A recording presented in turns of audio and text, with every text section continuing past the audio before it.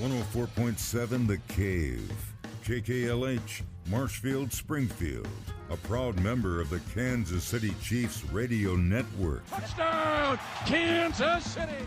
Now, it's time for Ned Talk. Ned, what is the deal with all these clouds and no rain? What's it all about? Wait a minute. I don't even get this. Stop with the no rain. We spent 4 hours in the press box at Hammons Field on Friday night waiting to do our telecast. That never happened. Oh, yeah. We did get some rain. Well, the rain was really weird. I was at my sister's house in Nixa, and she got none. And then as we drove into Springfield, you could tell it rained quite a bit up here. Well, at my house, which is probably about a mile away from Hammons Field, I had 2.5 inches on my electronic rain gauge that I have in my room. And I'm told that in certain sections of Springfield, they had as many as 5 inches or as much as 5 inches. Wow, welcome to Ned Talk, your local live weather sports talk show. We are talking about the weather for the next hour. No, we're not. We're talking about sports. I'm Joe Westen. That's Ned Reynolds. Alex Scott's with us today. And where do you want to start, Ned? I guess you want to start out with the Cardinals again. Alec wasn't here for the great Cardinal dissection last week, and he's our Cardinal fan, so it's worth rehashing the conversation, don't you think? Well, in many respects it is, because now I'm going to blow my own horn. And you might remember I predicted the Cardinals would win that game against the Yankees. Yes, you did. Even with Garrett Cole on the hill, because the St. Louis Cardinals have a history over their years of beating top-notch pitchers. Yankees especially, because they have a pop gun attack. Their offense is just simply non-existent. And I'm of the opinion it's psychological more than it is physical. Without Aaron Judge in there, they don't have the confidence going up to the plate that they should. But that's over and above. Cardinals did play well in that Sunday, and Alec, you saw the game. Yep, I got to be there in attendance. See, Montgomery carried a no-hitter late into that game and looked good. And it was a resilient win for them in the way that, they were carrying a small lead. New York chipped away at it, and then that's when they added on and really padded it and made it out of New York's reach. So it was a good atmosphere. A lot of Yankees fans were there, but the stadium was a little emptier than I would have expected for 4th of July weekend. I'm a little surprised to hear that. I saw, I don't know, they reported the attendance, well into the 40,000s, pretty close to capacity, but looking out across the stadium, especially in those sections that were getting beaten up by the sun, it was quite a bit of space. Alec, I saw a formula that was published, I think middle part of this past week, about the attendance figures in Major League Baseball. The Cardinals are number 2. The Dodgers are number 1, averaging something like 43,000, and the Cardinals are number 2 at just at 40,000, somewhere in that vicinity. Then it tails off from there. But even the Yankees are, 3rd, 4th, somewhere around there. The Cardinals do pretty well attendance-wise. However, let me throw an addendum to that. It's not going to be the case, I'm quite confident. But if the situation exists next year and the year after that, watch out. Because while the Cardinals build themselves as having the best fans in baseball, while they're winning. Yeah. And that can go – winning goes a long way with your fans. I was watching one of the telecasts in the Miami game this week. The announcers were talking about it. There's close to 10,000 people in here. This is a big deal for this stadium. And they'd be, sound the alarm, complete and total panic if the Cardinals had 10,000 people in the stands for a game. That just doesn't happen. And like you said, winning is the key. They're a consistently winning franchise. People show up for it. Consistently losing franchises like the Marlins have been for the better part of 2 decades, other than the World Series runs, but in the early thousands. So yeah, it was surprising to me that stadium wasn't completely full all the way with the Yankees. With the Yankees and on a weekend, because I've been up there many, many times during the weekends, and you see bus after bus after bus, which is, 50, 60, coming in from Indiana and Iowa and Tennessee and Kentucky and even down in Arkansas and Louisiana. I mean, just a parking lot full of buses with all these people coming in for the weekend games. I'm a little surprised that was the case. And you would have liked it, Joe. One of the weirdest combos I saw quite a few times was a Judge jersey with a Cardinals hat. There was quite a bit of that going on. So his popularity might stretch out beyond just Yankee fans? Oh, I think it does. I think he's the obvious heir apparent to Derek Jeter. I think he's probably even a little more likable than Derek Jeter because I think a lot of people thought Jeter was smug, and Aaron Judge just seems to be a very nice guy, and that's the persona that he puts out, and I think people kind of root for him.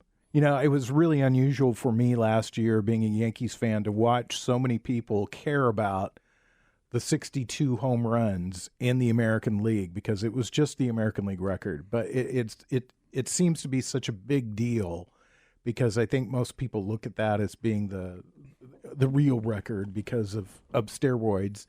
And I think that I was surprised at how many people were really pulling for him outside of New York. Well, yeah, the American League record is what it was, as you point out. Well, Roger Maris, when he set the American League record, and said there were no. No. That's what I'm saying is that when he broke that record, and broke Roger Maris's record, that most people felt that Roger Maris's record is the true record. Okay. Yeah, that's what I'm saying. It's funny talking about baseball attendance. Is that you guys know I'm a Yankees fan, and I watch a lot of Yankees games on TV, and they're pretty sparse behind home plate, and I'm sure those seats go for a lot of money, but I'm also sure that there's season ticket holders to those seats too, and it always surprises me that baseball not doing as well with its attendance. Well, keep in mind that, as you pointed out, those seats are sold. Yeah. And it's 81 games, and corporations usually have those seats, and they give them out to their customers and things like that. And oftentimes it's a circumstance in which they just can't give them away. Not that they're giving them away as such, but the clients for whom they're attended just simply aren't able to go. So that would be the reason. It's kind of a scaled-down circumstance. Those tickets do bring in money. What was the vibe that you got from Cardinals fans that were around you or that you talked to while you were up in St. Louis about the team this year? The stadium had a pretty good atmosphere. I think, you just depends on who you're interacting with, but a lot of people when they go, that might be the only time they're going that year, or maybe it's just one of a couple trips they make. So, the stadium was in good spirits, but it helped that we saw a win that, other than one run allowed, we didn't see many drawbacks. We even got to see the Aaron Boone get ejected, so the crowd got real fired up about that. It was a terrible strike zone. In our section, we had a TV with the telecast nearby, so we'd watch the pitch live and then look up and see, and there were some real bad few inches out of the strike zone getting called strikes. I can see why Boone wanted to throw a fit. But it was, ultimately I thought it went well. And, like I said, despite it being a little more sparse than I would have anticipated, the crowd was into the game, energetic, happy to be there. And again, we saw a win, but we've seen it happen quite a few times at home games. The leash has gotten a little shorter. Things start going awry. Those boo birds start coming out a little quicker than they ever would have. For guys, you never would have imagined the home crowd wanted to boo. No. But that's the state of this team. This week saw them find a brand new way to lose with Jordan Hicks overthrowing that ball to first base by 20 feet over Goldschmidt's head. Don't know how that happens. And I'm resigned to myself to this point. This is what the 2023 Cardinals are going to be. After today, we are at the All-Star break. I don't think you can have an identity shift. You don't find yourself and right things when it's gone this wrong in the first half. Well, let's assume they win today. They would be 14 games under 500 going into this 4-day break, and that would be with about 70 games remaining in the season. That is, now they can go on a 14-game winning streak and even it up, but this team doesn't impress me as being that strong to be able to come up with a particularly long winning streak as such. They could get their game together down the stretch. It would involve winning about 50 games or so, somewhere around there, and be a contender because the National League Central is wide open, although Cincinnati is beginning to prove that they're the real thing, that they can play. However, I wouldn't chalk it off quite yet, and I'm really interested to see what happens when the second half starts on Friday and whether or not in this 4-day period. Now, remember, idle hands, I'm not going to get into that philosophical approach, but there's no baseball going on other than the All-Star game. A lot of talking, A lot of perhaps dealing going on. We'll see whether or not anything comes up, and if the Cardinals turn out to be I would assume it would be sellers as opposed to buyers, but we'll wait and see. Ned Talk, your local live sports talk show right here on 104.7 The Cave. Joe Westen, Ned Reynolds, Alex Scott talking about the Cardinals and their, disappointing season up to this point. Ned, you mentioned it just a minute ago. The Cincinnati Reds, last week they were tied with Milwaukee. They have a 2-game lead over Milwaukee. It's not that Milwaukee's played bad. It's just the Reds played extremely well, 8-2 over the last 10 games. They're 10 games over 500 in the division, which is a big deal because the division's not very good. No, and that's why I say I think it would be awfully hard for the Cardinals to come back with that 10-game margin. May fluctuate a little bit one way or the other for the Cincinnati Reds because they are young and they've not been in this kind of pressure cooker, and there's still the dog days of August to go through. But they still impress me as having an awful lot of talent. And was it yesterday's game or Friday's game? I think it may have been Friday's. Who hits the key home runs of the game? Joey Votto, who's as old as I am out there. I think you're younger than him. Well, I saw they stole home the other day too. And that was just De La Cruz. De La Cruz who De La did Cruz. that. Impressive That was after stealing second and then stealing third. Yeah. Yeah, we stole 3 bases on 2 pitches. This Because guy's a heck of a player. Yeah, he is an amazing player. It's good to watch too. Hey, you continue to think that Milwaukee's still the front runner, the cream of the crop. Have you changed your mind on that? Last week. We'll see what happens. I'll give you a more definitive answer in August because Milwaukee's a veteran team. They know how to behave.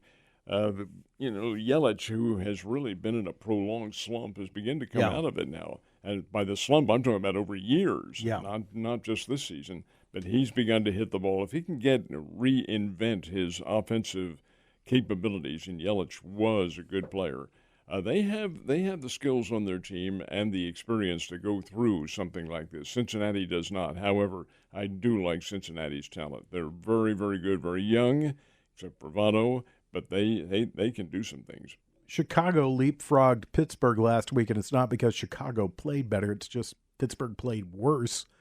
They're now just above the Cardinals, but they're 3 games above the Cardinals. And the Cardinals, as we talked about last week, consistently bad. That's the key, the hallmark of this team right now. Well, the inconsistent is the hallmark. They have some good moments. Heck, that game that Alec just mentioned, I could tell you what I think happened in that.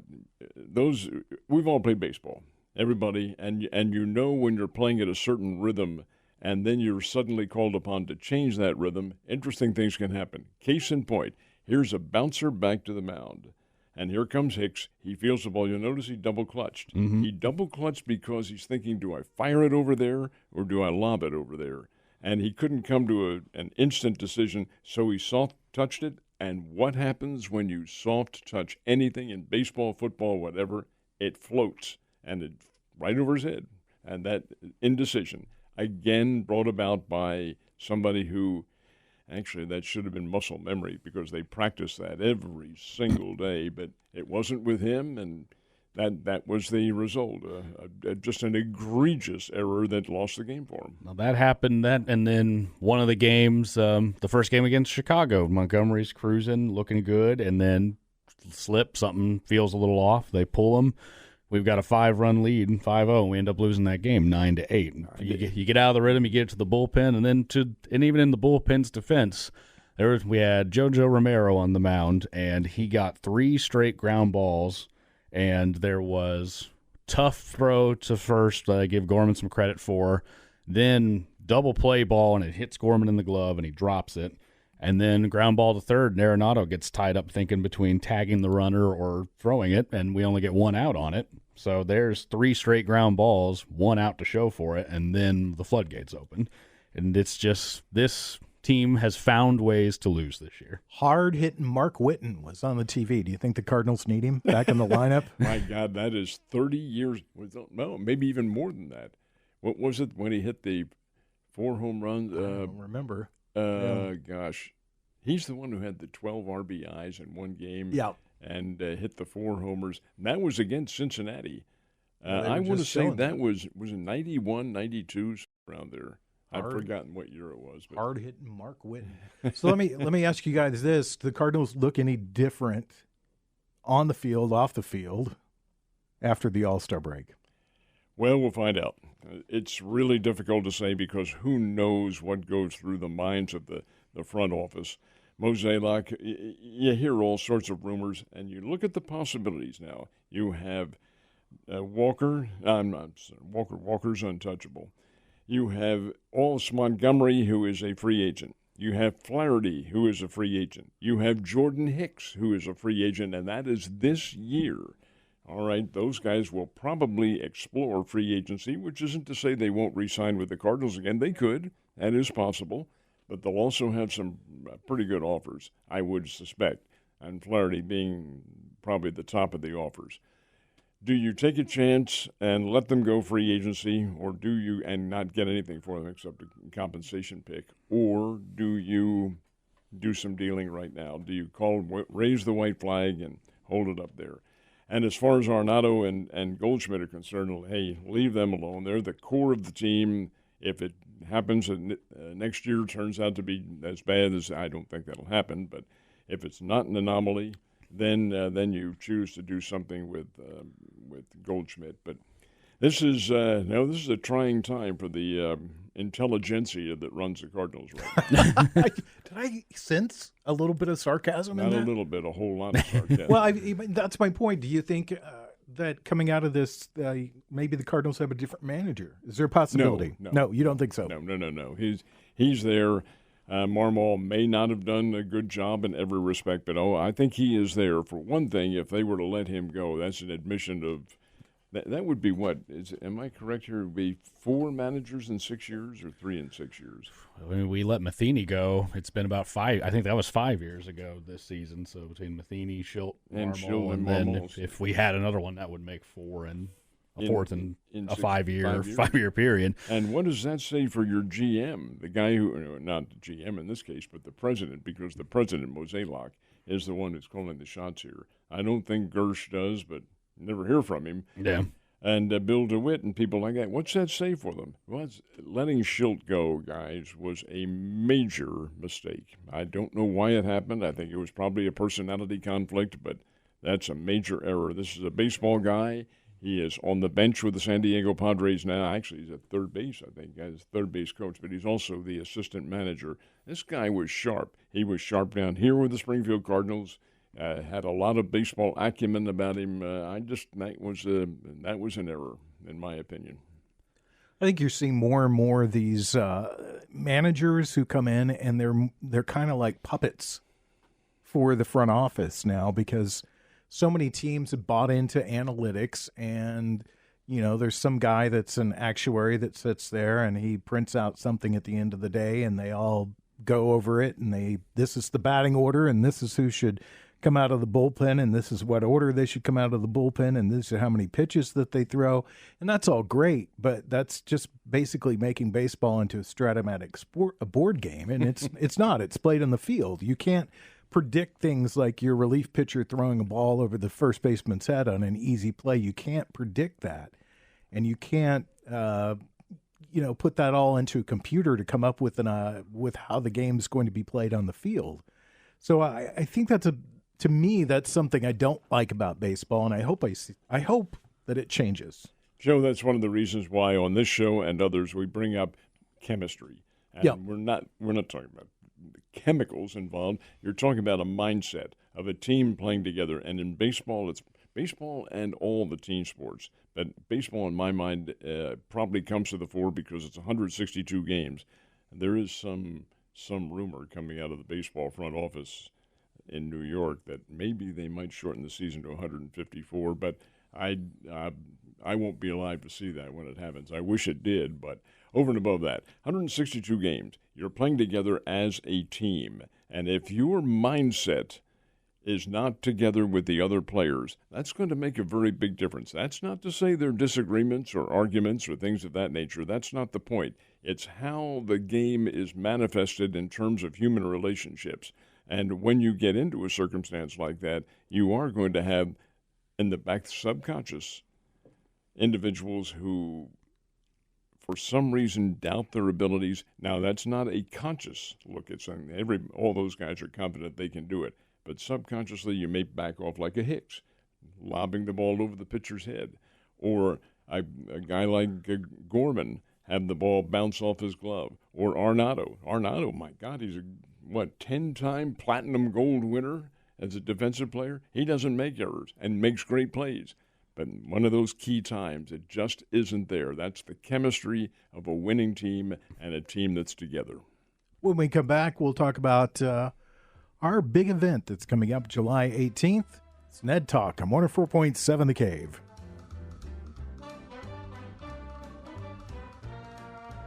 You're listening to Ned Talk on 104.7 The Cave, part of the Kansas City Chiefs radio network. Back to Ned Talk on 104.7 The Cave. A proud member of the Kansas City Chiefs radio network.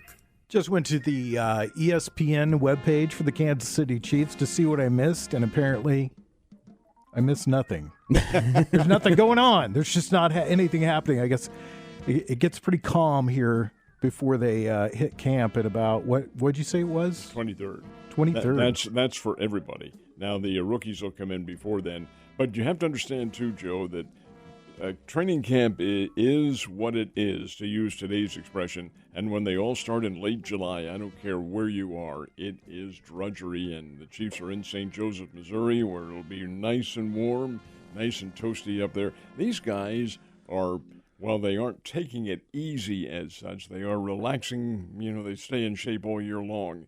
But they're relaxing and making the most of the time off, and that doesn't include just the players. That's everybody. Well, they're saying, June was the hottest month recorded in human history.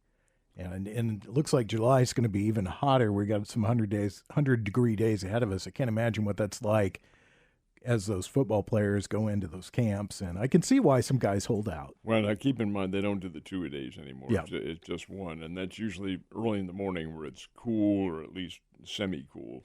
85, nice and cool. Here's some really good news. We'll have air conditioning for our own Chiefs Happy Hour, which is coming up July 18th. That's going to be the Dive on Patton, which is downtown. Tickets are available online at 1047thecave.com. Ned can we talk about this? Ned had some news for me this morning. Well, yeah, I won't be able to be there, but that's not a big loss. Our quarterback's not going to be there. Oh, no, Mike is the quarterback. No, Mike's the punter. No, but there may be some special guests there, so we'll see what happens. But it's a good time. Holdus and Dana Hughes do such a terrific job of fielding the questions and, in fact, presenting the Chiefs for what it is. But that's it's a fun time. I assume there are still tickets available. Yeah, there are still tickets available. Some tickets available. This is a new venue too. The Dive on Patton. It's the old Patton Alley. Yeah, but it'll be a good time, and those guys will do a great job. They do. Mitch, of course, is a fountain of information, and he's an extrovert. He loves to talk before the crowds. And really? I just thought he was kind of shy. Oh, not Mitch Holdus, no. Yeah, it is a lot of fun. I think this is the fifth year that we've done this, and each year it's just gotten better. And last year I didn't get a chance to go, so I'm really excited to be able to go this year and have a good time with – I wish you were going to be there, Ned, but you have a Cardinals game to do that night. Yeah. Springfield Cardinals. And then hopefully we can drag Alec out on a Tuesday night, and he can be with us as we do it. Tuesday the 18th. I'll have to check because I know Wednesday the 19th I'm having a procedure done, getting LASIK. So, really? Yep, have laser shot into my eyes the following day. So I have to make sure I don't have anything I got to be doing to prepare for that. Just want to keep that away from your groin. Well, I would hope these are professional doctors that won't confuse my groin for my eyes. Okay. I think they know enough. Yeah. Once again, it is our Chiefs Happy Hour. There'll be food, there'll be fun, there'll be beverages, there'll be all sorts of great stuff. Mike, the intern, will be hosting along with Mitch Holtis, and Dana Hughes will be there, and we're just looking for a really good time. So tickets are available online at 1047thecave.com. As I kind of scrolled around just to see if there's any rumors and stuff going on. The top stories appear to be that the Chiefs are still in the hunt for DeAndre Hopkins, that their name keep coming up on that list. Well, DeAndre Hopkins has not signed with anybody, and he didn't expect to, and may not, even after training camp begins. He's, 31 years old, been in those training camps before, so he's going to drag that out for as long as he can. He's in good shape. Be a little surprised if the Chiefs go after him in a big way, because they do have the salary cap to answer to. But again, yeah, he would be a very big help on the team in terms of wide receiver. He's an all-pro, although he's had some injury problems when he was with the Arizona Cardinals. I think the key monetary look, though, is Chris Jones.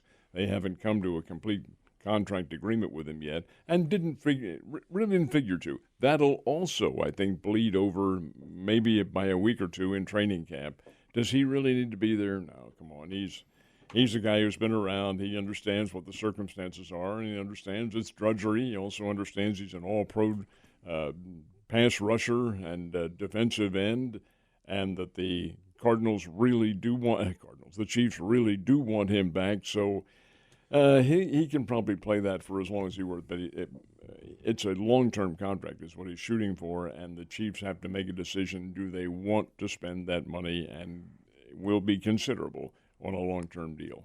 Do you think that all this is by design, by him and by the Chiefs a little bit too, to just kind of keep him out of training camp for a week or two, so that he, they can make a big thing that after a week of training camp, here he comes and they've signed him, and that everything's all good and gravy? I think Andy Reid would prefer that he be there for every session, but by the same token, he can't play for any other team this year. He is under contract to the Chiefs, so if he's going to play, it'll be in Kansas City, and it'll be for something like $19 million. I'm not going to turn that down, so he'll be in uniform. But, yeah, you can see him taking a few weeks off. That does happen. Well, I'm all this talk about football, and I'm just excited for the first year in a long time. I'm a baseball fan, so I love baseball season. I hate it when football crowds on baseball. I hate it when basketball crowds on baseball. But I'm looking forward to the season. I'm looking forward to the big event we've got coming up. What about you, Alec? You're our resident Steelers fan. What's going on in the Steelers world? Well, it's a lot less exciting because we're not near as good at football. But, there's things to be optimistic about. The Steelers team has added some good pieces, especially along the offensive line. They had brought in a guard who played for Philadelphia last year, drafted a new tackle, have a good crop of young weapons on offense, and a defense that has some really talented players on it between TJ and Cam Hayward, Minkah Fitzpatrick, and some exciting young additions there as well.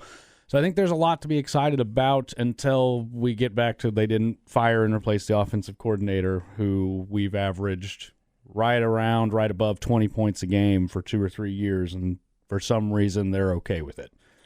Because that's about, that's a full 10 to 15 points behind what the likes of Kansas City and Philadelphia are putting up.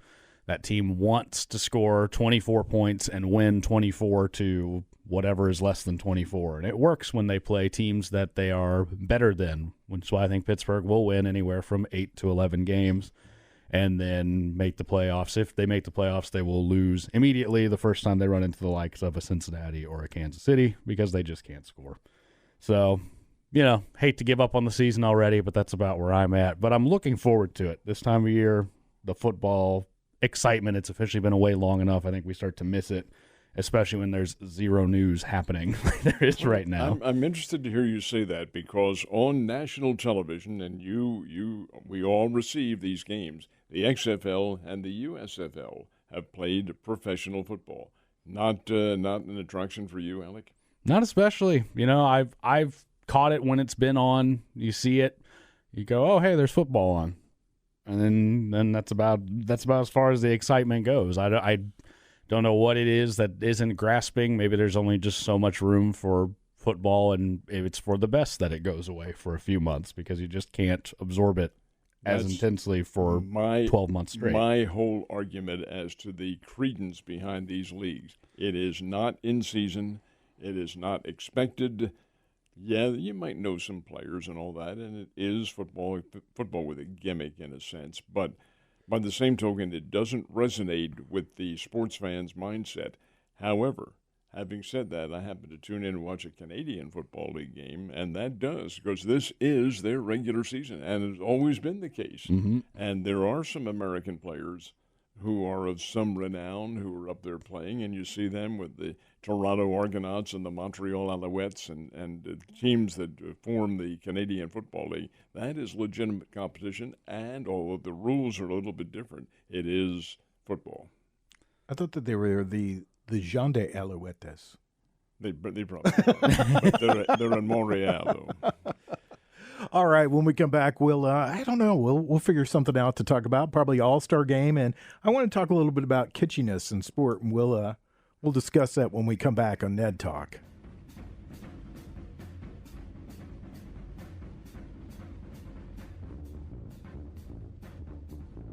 You're listening to Ned Talk on 104.7 The Cave, part of the Kansas City Chiefs radio network. Back to Ned Talk on 104.7 The Cave. A proud member of the Kansas City Chiefs radio network. Besides baseball, the big event going on right now is Wimbledon. The fortnight. Yeah, the Wimbledon. fortnight. Are you going to do your best impersonation? I can't think of his name right now. Don't remember his name. As a player? Or No, as an announcer. Who used to do yeah. the poetry. What is his name? The fellow from Boston. Yeah, I've forgotten it too. He's no longer. Yeah, he was ended his career as the San Diego Padres announcer. Just driving me crazy. Dick Enberg? Dick Enberg. Yeah, Dick Enberg. That's it. Enberg was NBC. The guy I was thinking of was the analyst. Oh, who Collins? was a tennis writer for the Boston. Collins? Bud Collins. Bud Collins. Yep. Bud Collins was really, really, really good. Welcome back to two old guys trying to remember names. Ned Talk. Anyway, yeah, Wimbledon is going on, and for those of us who fall into the tennis aficionados, not necessarily from an intelligence standpoint, but from certainly fans of the game, it's really great competition. It's always good to take in a little tennis, and we were watching actually before it went on the air, and one of the things that I commented to Ned was the women's game is so much better now because there was a time when it was just the big serve and that was it. And now you see a lot more athletics, and so there's the play that they're able to have these long rallies, just really good play. Well, and several of them are American players, Jessica Pegula being one of them. She's seeded fourth, and she's still alive in the competition, but Coco Gauff is out of it. And of course, Serena's not playing. The Williams sisters, although Venus did get a wild card berth and got knocked out in the first round, they're probably relegated to history now as far as that's concerned. But the American players are good. A couple of really good men's players in Tiafoe and Eubanks. These guys can strike the ball. They can hit it hard. They're both big. Tiafoe's not necessarily all that tall. Eubanks is about 6'4", 6'5", somewhere around there. But they all can hit, and they hit hard.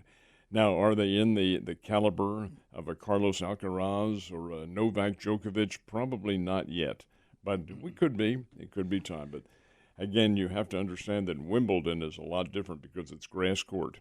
And while grass court is easier on your knees, it is not necessarily easier on your balance because you do a lot of slipping on the grass courts.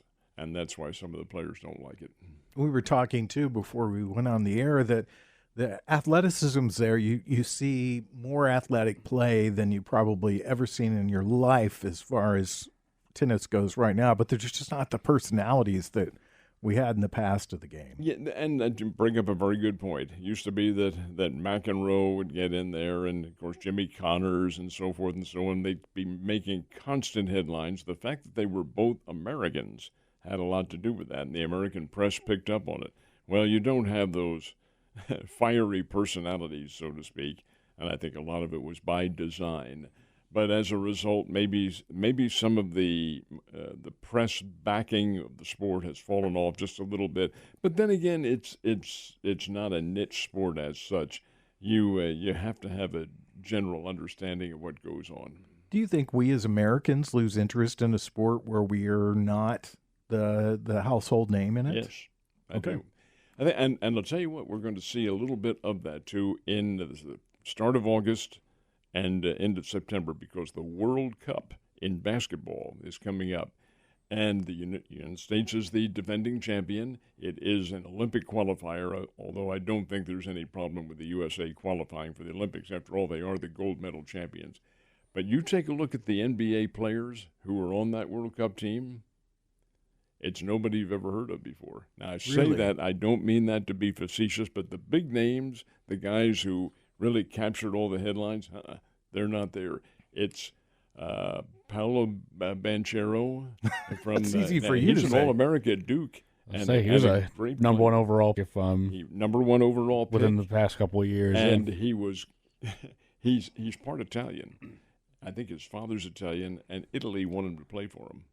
Mm-hmm. And he debated it, and then, I went to Duke. I'm born in the United States. No, I'll play for the USA. So he's one of them who's on there. And you have a few others, couple from the Brooklyn Nets and one from the New York Knicks, and the kid who played at Wichita State in Oklahoma, Reeves, for the Los Angeles Lakers. He's on the team. But the big names, they're not there.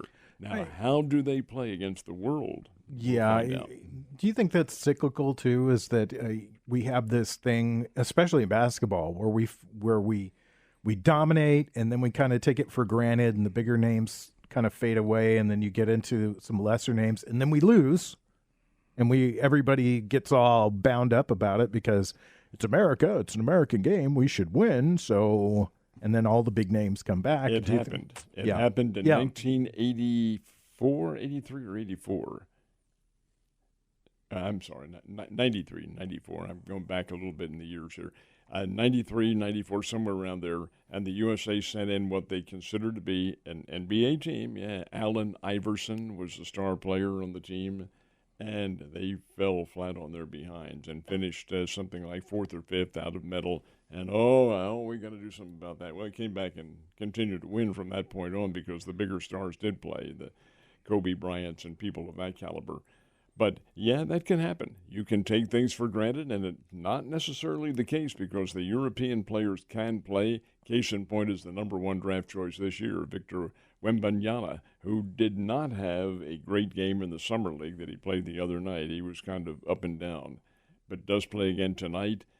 His problem is, while he's 7'4" and a very talented athlete, he is still not big physically. He's thin, and he's going to get pushed around a little bit.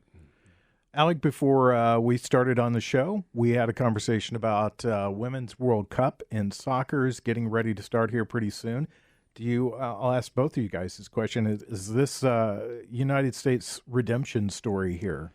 You like to hope so. This is a World Cup that's more fun to get vested in for the United States because the women's team really has the potential to go on and win this thing, where the men's side they're not there yet. They're young. We can always hope. Probably a pipe dream to ever imagine the men's side wins the World Cup against any of those European or South American teams, but we can always dream. But we don't need them because we got the women's team ready to represent for us. So I think they're going to put on a good show, and I'm looking forward to watching because once it gets going, it's addicting. It's hard to put it down. I'm same as Alec. I'll watch it, and from a patriotic standpoint, hope the ladies win. Is it one that encompasses passion from us? Not from me, no. I'm not. But that's nothing to do with the fact that they're not Americans, not the ladies. I'm not a soccer fan. As such. You appreciate the game, and I think it's a great game and a wonderful conditioner and all that, but it just doesn't capture my imagination. Just not American. I haven't followed it. Yeah, exactly. I'm anti-American. Yeah. Well, and then the All-Star game is coming up on Tuesday. As big a baseball fan as I am, I will admit to you I don't know anybody that's playing in the All-Star game except Ohtani. But that's all that anybody really cares about. So and the home run derby too. I guess that's kind of goes back to what I wanted to talk about. I saw a little article online that said the NBA was working on going to this mid-season tournament format. That they're not working on it. It will be done. They're going to do it, and it's part of this kind of kitschiness of sport. And I just wanted to get both your thoughts on that. I mean, the home run derby obviously is kitschy, and they've tried to, shape that to make it look different each and every year. It ends up being about 10 hours long. They wrap it up just before the game. And, what are your thoughts on created events like this? Well, the home run derby is, in my opinion, relatively new, but it's brought about by TV, Joe. And yeah, you have to understand the tickets, I think, are free, if I'm not mistaken, for the fans who want to go in and watch it in Seattle. And they'll have a big crowd and all that because you do see some of the big names in the game. And they're hitting batting practice balls, and they're hitting them 500 miles and all that sort of thing.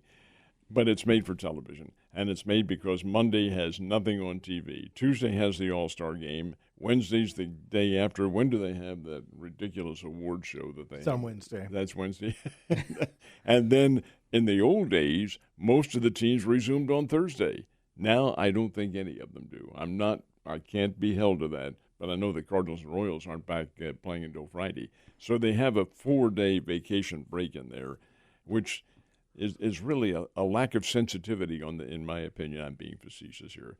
They're not taking us in the media seriously, because what do we talk about? A lot of blasted things. Yeah, we were talking about Women's World Cup soccer, which is, I'm not knocking it, but it's just not usually in our wheelhouse for conversation. I mean, the Chiefs are doing nothing. The Cardinals are playing badly. There's only so much that we can say about those things, and so, yeah, I guess you could say we're homers. However, the All-Star game has, to me, when I was a kid, this was a big deal. Yeah, I mean, me too. My goodness sake, the All-Star, oh my gosh, this is the pinnacle of everything. The All-Star players, well, the fact they play each other now, interleague play, and every team plays every other team, probably doesn't have quite the spark that it does.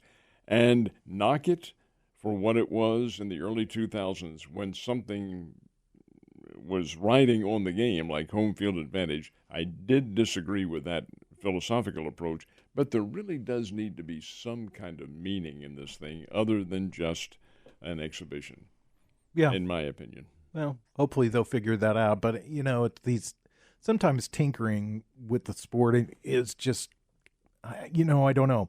It's funny to watch because I came from, I'm not as old as you, Ned, but I came from a period where we would go to the grocery store and there would be a display for Gillette razors, and they would have a ballot there. Mm-hmm, yeah. And it was a big deal to get that ballot and vote. And, who knows whether they ever counted those things or not. But, it was a big deal. I've got my ballot. And I put a lot of thought into it besides, Yankee. But when I did the National League side on it, I always put a lot of thought into it. So interesting you would say that, Joe, because back in the late 1950s, and it did count. Because the Cincinnati Reds fans were and Cincinnati had pretty good baseball back then, not at championship level, but they had solid teams and long ball hitting teams. They were built on power, played at a bandbox, Crosley Field. Everybody hit home runs there, but the Reds hit more of them. Anyway, the announcers and the media got to the fans and said, hey, vote for the Reds. Well, the fans went to the ballot box and stuffed it with ballots. So you had guys like George Crow outpolling Stan Musial, for heaven's sake. Well, Major League Baseball stepped in and said, hey, wait a minute. We're going to allow 5 Cincinnati Reds players to start the game, and there are going to be several others from other teams, like Musial being one of them, and Willie Mays. A guy outpolled Willie Mays, for heaven's sake. What is this? Oh, that's how it can happen. So they changed the rules a little bit, but it did happen. Yeah, Craig Nettles, if you're listening, I voted for you each and every year over George Brett. Coming up, we'll wrap up the show. Ned Talk.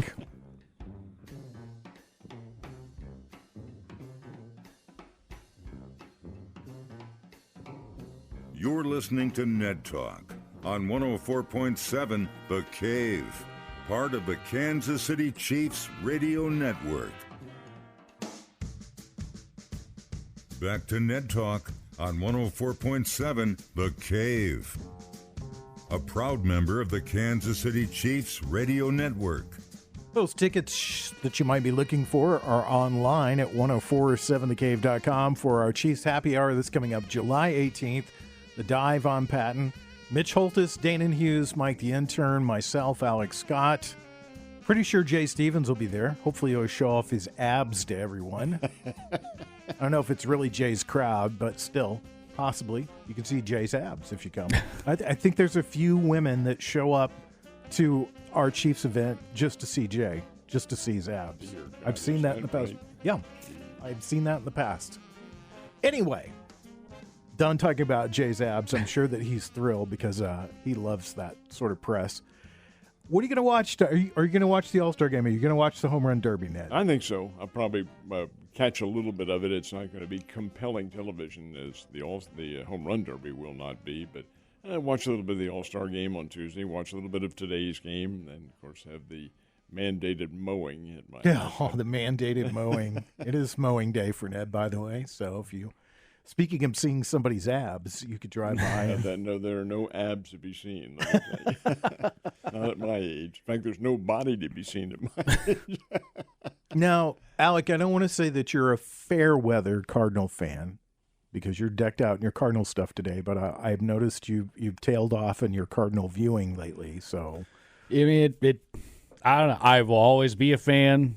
I will never hide away from it, and won't try and shy away from my fanhood. That being said, your time is valuable, and I can think of more things I would prefer to do than watch losing baseball a lot of times. So I won't be shocked if I check into some of that game today, and then a little bit of a home run and All-Star, and it'll be an interesting. I think that first week out of the All-Star break is going to be real big for St. Louis, and I don't think any changes happen this week because there's too much pride to let it go just yet. But if they pull out at the start of the second half, things will start to change. I am right with you on that approach.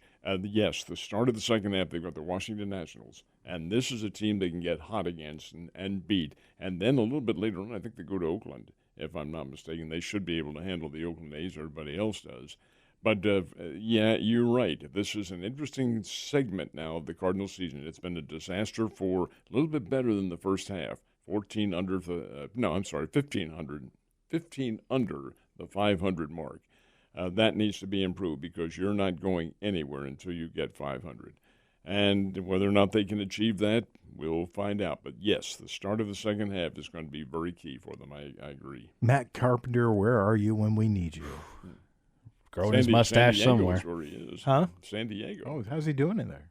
Well, I think he has some key hits, but that Padres team has been a major disappointment. Yeah, it has been. Well, thanks for being with us on this Sunday. If you are just tuning in thinking, gosh, I miss those guys, well, you can listen to us online as a podcast, 1047thecave.com.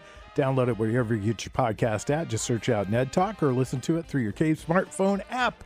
Alec will not be with us next Sunday, but Josh should be back. They're not the same person, contrary to popular opinion. They just alternate weeks. They have split custody of Ned and I. But we'll see you. Have a safe week, Ned. Have a safe week, Alec. And we'll see you in a couple of weeks. Thanks to Corbin Campbell, Brian Tyndall, Mike the Intern, Nick Fury. Have a great week. It's Ned Talk.